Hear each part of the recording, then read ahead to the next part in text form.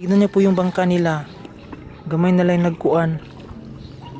Pag kami na ulan talaga, andin yung bag namin is na dito. Nilagay ko siya kasi hindi kami nakadala ng payong. Sobrang lakas na po ng ulan pero okay lang din. At least diba, safe yung mga gamit namin.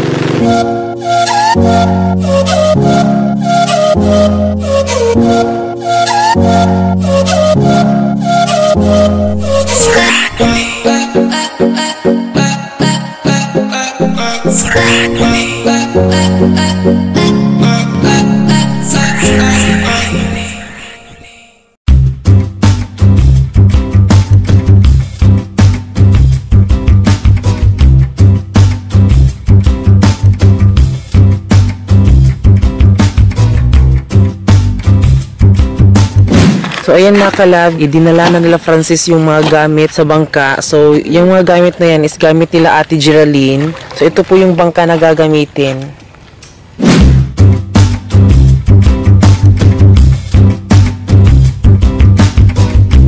Ay mga kalab, lilipat na kami sa bagong bahay na yun. Lilipat na po ng bahay sila Ate Geraldine at ito po yung mga gamit nila. Ayan. So yung mga kasama namin ay si Francis.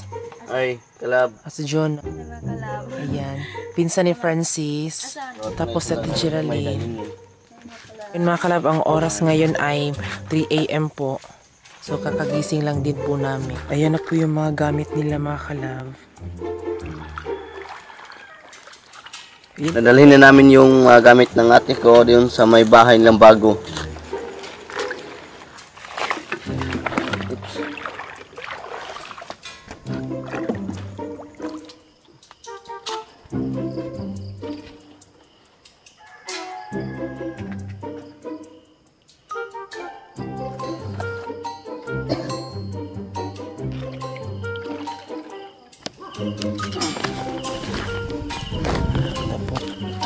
So ayan, nandito na kami sa bahay nila Ate at kinukuha na po ni Francis yung mga gamit na nasa bangka.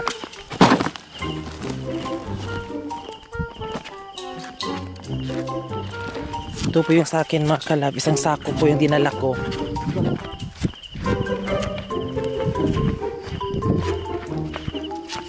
Yan, nandito na tayo sa bahay nila Ate.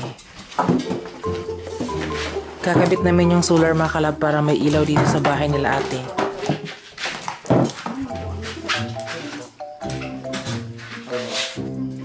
Meron ng ilaw yung bahay ng ate ko. Yay!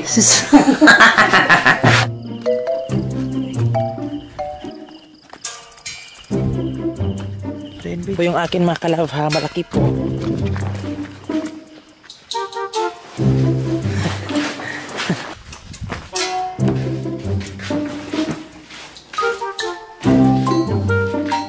So, ito na po yung mga gamit sa unang bangka. Ilagay na po namin dito sa bagong bahay nila Ate. Uuwi na naman kami para kukuha na naman ang mga gamit na isasakay sa bangka. So, ayan, nakarating na kami sa bahay nila Ate Geraldine. So, ang mga gamit dito is dadalhin na naman sa bangka para isakay. So, dito kami pinatulog ni Ate Geraldine kasi tutulungan namin siya na ilipat yung mga gamit nila sa bagong bahay nila. Then, syempre, si Ate Geraldine lang po yung lumipat kasi yung mama niya is wala na silang masyadong gamit kasi dinala na doon sa fish pan. So, may dinala sila mga gamit nung nakaraan so hindi siya madami. So ito lang sa Ate Geraldine yung bina-vlog namin kasi mas madaming gamit si Ate Geraldine. Then yung mga kapatid niya is nakalipat na din ng mga gamit. At ang oras ngayon ay mga 3 AM.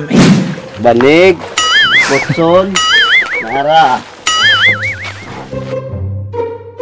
Kalab, lilipat na kami bahay. So ayan, papasok na naman kami dito sa sa Small Elug at nakakarga na po ibang gamit ni Ate. So naabutan na kami ng umaga. Mga kalab, umaga na. So tignan yung langit oh. May iba pa mga gamit si ate, hindi pa namin nalipat dito sa bagong bahay. So mamaya ilipat namin din. Mga kalabo, tinatayuan ko lang ho. Oh, ayan po yung pinsan ni Francis. Wah, ganda! So, ayan na po yung mga gamit mga kalab. Ayan. Ayan kalab. Maleta. Kalab, ayan o. Tuturuan ko kayo mga kalab paano magbuhat. Ganito lang mga kalab. Hawak ka dito, hawak ka dito. At tapos, wow. So ayan mga kalab, nandito yung mga sininaan ng ating kalabo. Ang bigat. Siya, bigat nga ano. Ang trabaho ni ate noon, nagtitinda ng balot. Ito yung lalagyan ng balot. At meron siyang sulayin nga manicure. At libre pang kuha sa mga kukong ang gipang. Nga na yung mga kalabarang kanang hubag. Pwede libre kuha na. Bagong abuhan nila ate. Ayan. Ayan, umaga na. Then syempre, yung ibang mga gamit ni ate ay nandito na sa bahay niya. 'Di ba? Basta tayo'y magkasama, lalong mayroong umaga kay ganda. Char! So, ayan. Nalipot na po yung ibang mga gamit ni ate at yan, ito na po sila. So ako pala yung nag-init dito. Si ate po. So, hindi lumipat yung mama ni Francis ngayon dahil hindi naman gaano kadami yung kanilang mga gamit. At syempre, yung mga kapitbahay din ni ate, yung lumilipat na din. So, ito pala yung ano. Ay, mga kalab. Yes, yung pinsan ni Francis. So, dito na siya titira sa bahay nila ate Geraldine. Ito yung mga gamit ng ate ko at sobrang dami. At alam ba ninyo mga kalab, dito lang kami natulog sa bahay ng ate ko para din makatulong kami sa mga gamit ng ate ko para mailipat namin doon sa bagong bahay ng ate ko. Ayun na yung Mr. ko. Ikaw na ba si Mr. Right? Ikaw na ba of my love life? Tig-tig.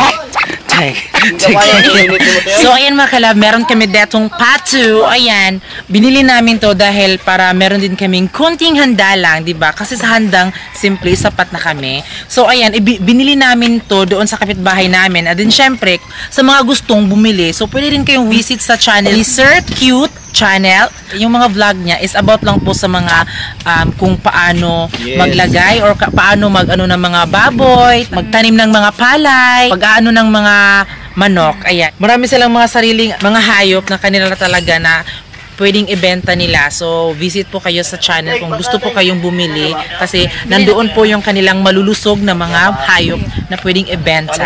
Ayan.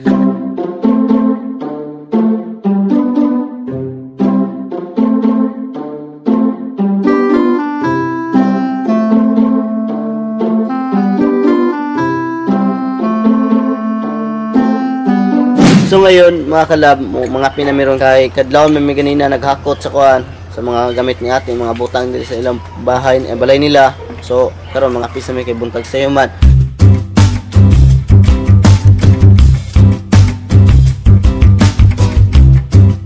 Tignan nyo po yung daanan namin dito kapag nagbabangka lang kami. Sobrang masikip po yung dinadaanan namin dito.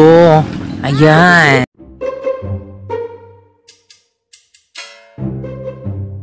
Ngayon ay uuwi na kami doon sa bahay ni ate kasi nailagay na namin yung mga gamit doon. Ano niya po yung bangka nila? Gamay na lang nagkuan.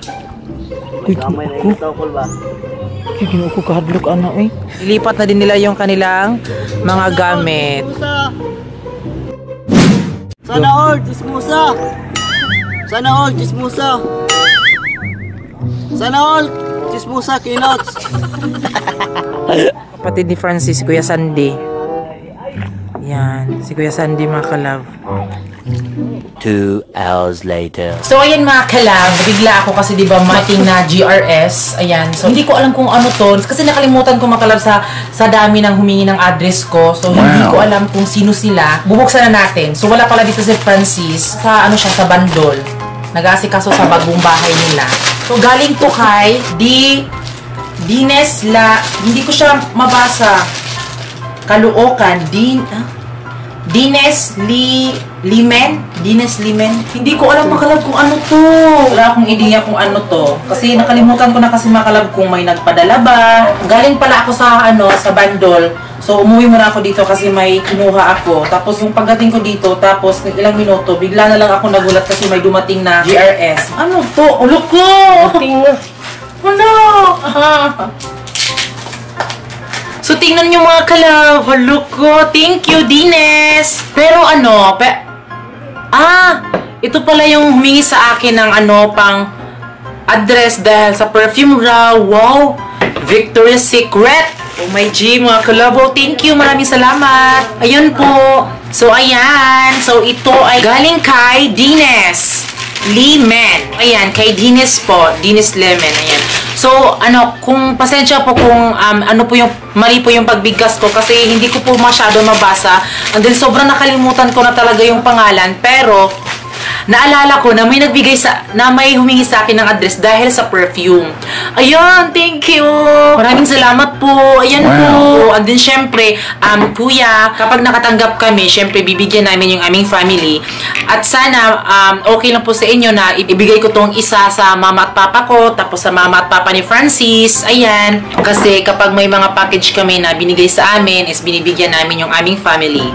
Ayan, maraming salamat po. So, ito po yung perfumes Calvin Klein Eternity for Hem. So, ayan, maraming salamat po kay Kuya Dines dahil binigyan niyo po kami nito. Maraming salamat po talaga. Hindi ko talaga inasahan na may darating pa palang regalo galing sa amin. Wow, thank you po. Maraming salamat po.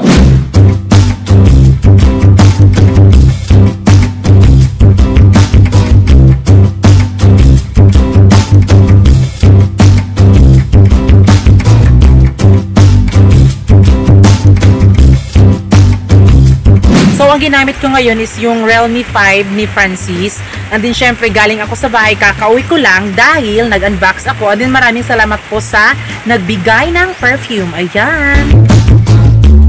So ayan, dahil tapos nang naluto yung niluto ni Ate Geraldine. So ngayon, magla-lunch na kami kasi 1 PM na po. So ayan, samahan niyo po kami sa pagkain namin.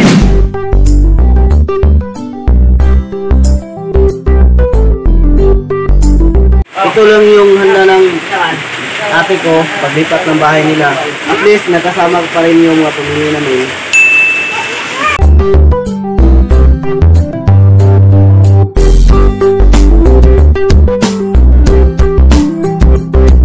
So ngayon mga kalabs, tapos na kaming kumain. So syempre, pupunta na naman kami sa bahay ng mama ni Francis dahil nandun sila. So yan po yung sasakyan namin, napakalaking bangka. So itong bangka is nirentahan namin ng 100 po yung renta nito dahil kanina is pumunta si Francis doon sa bahay namin, doon sa kabilang fish pan kasi ikinarga ni Francis yung mga kahoy na dito sa bahay nila. So binigyan kami ng kahoy. So tignan nyo, tinayuan ko lang. Oh. No, tinayuan ko lang. Yan si Francis, tinayuan niya lang. Kuya B. Dito na tayo sa bahay ng mama ko. I-surprise natin siya.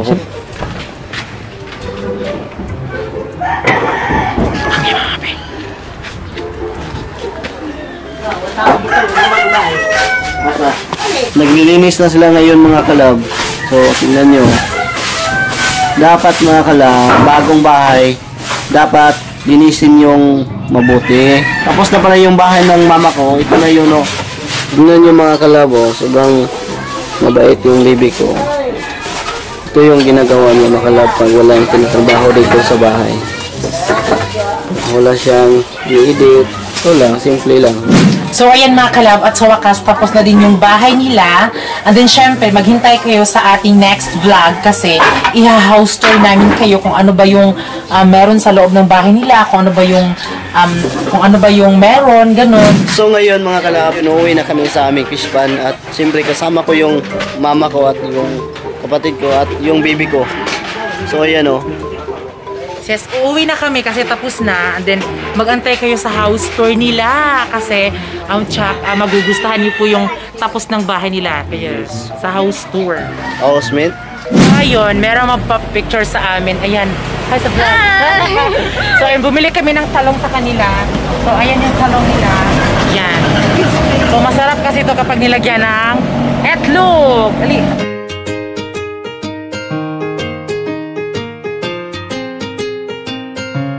So ayan, yan po yung sasakyan namin patungo sa fish pan. Sayo giting. Yan, kapatid ni Francis. Ang gwapo pero dilioso. Ayan yung sasakyan namin papunta sa fish pan. At ito, ayan, tapos yan. Yan, meron kaming isda. Wow. Isa na, yan. So, kamarian yung isda. Binigyan kami ng isda. Ilalagay naman sa fish pan. Salamat dahil sa nagpanday sa balay sa Wate. At siyempre ito pala yung Kasin namin. Kasin din. Ah. Ayan, yan po yung trabaho sa bahay ni Ate Geraldine. Ayan. Sobrang ay tawag sa kan. Gwapo kayo siya mapanday balay mga kalab. Kung magpapanday mo sa yung balay, lira mo sa yaharap. Dagi pa na. Oh. Ayan, di harap po panday sa iya. See.